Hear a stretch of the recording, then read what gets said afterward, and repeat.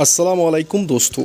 Agriculture farm house की नई और एक बोर्डिंग प्रिपरेशंस का जो पोल्ट्री फार्मिंग का वीडियो है उस सभी में आप सभी का स्वागत है दोस्तों।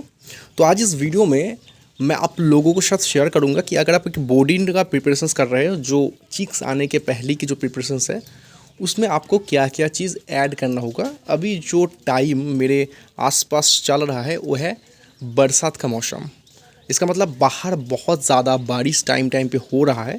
तो उस टाइम पे क्या होता है कि फार्मिंग में बहुत सारे फार्मर के जो रिज़ल्ट है उसमें इम्पैक्ट आती है। उसके साथ साथ जो बहुत सारे जो फार्मर भाई है, तो उनका जो टोटल मैनेजमेंट है उसको पूरा चेंज करना पड़ता है, क्योंकि बारिश की वजह से बाहर बहुत बैक्टीरिया हो जाती है। अंदर की तरफ बाढ़ में बहुत सारे डिजीज़ आ जाते हैं, जैसे कि मान लेते हैं कि बहुत सारे डिजीज़ आते हैं।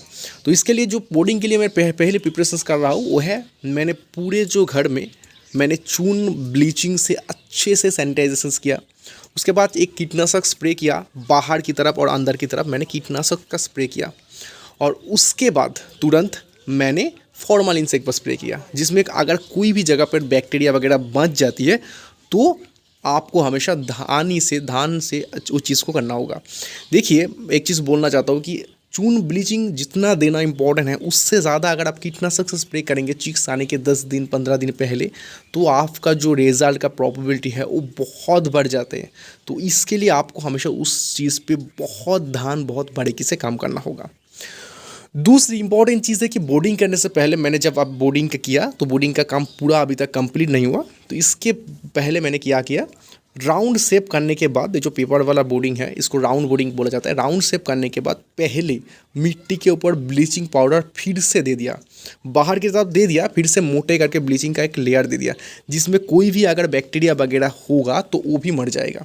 उसके ऊपर मैंने जो लीटर का बिछावन किया। लीटर मतलब आप देख सकते हो, लीटर मतलब बहुत तरह तरह की लीटर आपको राइस मिल में मिलते हैं। ये लीटर एक्चुअली नहीं है, बंगाली में इसको भूसी बोला जाता है, धान का छिलका।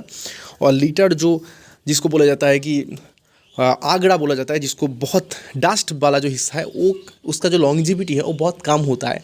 तो इसके लिए लीटर का जो चूज़ करना वो बहुत अच्छी होना चाहिए, जिसमें ज़्यादा से ज़्यादा धूला वगैरह हो और ज़्यादा से ज़्यादा जो डस्ट हो, उसमें बाट अच्छी क्वालिटी में रहती है। और इसका एज भी बहुत ज़्यादा है दोस्तों। तो इसके बाद बोर्डिंग मैंने प्रिपरेशंस किया, उसके ऊपर मैं पेपर का बिछावन करूंगा, क्योंकि कल सुबह मेरे फार्म में बाढ़ का डिलीवरी होगा। तो इसके लिए मैंने पेपर का बिछावन अभी नहीं किया, क्योंकि पेपर बिछावन करने से बाहर की जो नमी है वो अगर पेपर के ऊपर आ जाती है तो क्या होता है कि पेपर थोड़े भीगी भीगी जैसे लगते हैं। तो उसके लिए पेपर बिछावन अभी मैं नहीं करूँगा। उसके बाद डेमो के तौर पर दिखा देता हूँ। आप जैसे देख सकते हो मैंने टायर फीडर का यहाँ पर इस्तेमाल कर रहा हूँ। तो इसी तरह से पूरा बोर्डिंग में पेपर होगा, उसके ऊपर टायर फीडर होगा, टायर फीडर के ऊपर फिर से मैं पेपर इस्तेमाल करूँगा, जिसमें बाढ़ का जो फीड कंजम्पशंस है वो सही से हो, उसके ऊपर मैं बारीकी से ध्यान दूंगा। और पानी का जो सिस्टम है, सुबह जब बाढ़ आएगी तो मैं आधा घंटा उसमें पानी नहीं दूंगा। आधा घंटा थोड़े रेस्ट करने के बाद, फीड इनटेक करने के बाद पानी इनटेक धीरे धीरे से करेगी। उसमें क्या होगा कि बाढ़ का जो स्टेज वगैरह है वो थकन कम होगी। और इलेक्ट्रॉल पाउडर का प्रॉपरली इस्तेमाल करूँगा। इलेक्ट्रॉल पाउडर इस्तेमाल करने से जो पानी का जो कंजम्पशन है वो बारीकी से होते हैं। और जो हॉफर वगैरह है उसको मैं 80 से डस्ट करके एक एक जगह, जो छोटे वाले जो हॉफर वगैरह वो मैंने अच्छे से रैक करके रख दिया है। लीटर वगैरह के भी मैंने स्टॉक करके रख दिया। तो टाइम टाइम पे जब भी कोई भी चीज़ में चेंजेस होगा तो हर एक वीडियो में आपको मैं अपलोड कर दूंगा। और दोस्तों, अभी लैम्प का सिस्टम जो है ऊपर की तरफ ही मैं रखा हुआ हूँ। नीचे अभी लैम्प 100 वाट का, जो 200 वाट का जो लैम्प देता है वो मैंने इस्तेमाल नहीं कर रहा हूँ। कल सुबह मेरे फार्म में बाढ़ का लिफ्टिंग होगा, तो दिन में अगर बाढ़ आएगा तो बाहर की जो पेपर है टोटली बंद मैं कर दूंगा। उसके बाद अंदर की तरफ एटमॉस्फेयर कैसा होगा उसके ऊपर डिपेंड करके मैं आपका जो वोल्टेज का जो अप डाउन है, इसका मतलब कि कितना वोल्टेज का लैम्प मैं इस्तेमाल करूँगा, उसके बाद ही मैं बाढ़ का कंडीशंस, बाढ़ का इकट्ठा होना, बाढ़ का बिहेवियर, उसको देख कर उसके बाद ही मैं जो प्योर जो डिसीजन है वो मैं लूँगा। तो मैं इस वाले सेट में बाढ़ का कंडीशंस को कंपेयर करते हुए, देखते हुए तो भी मैं मैनेजमेंट का चेंजेस करूँगा। तो अभी 3 दिन मेरे फार्म में अभी है।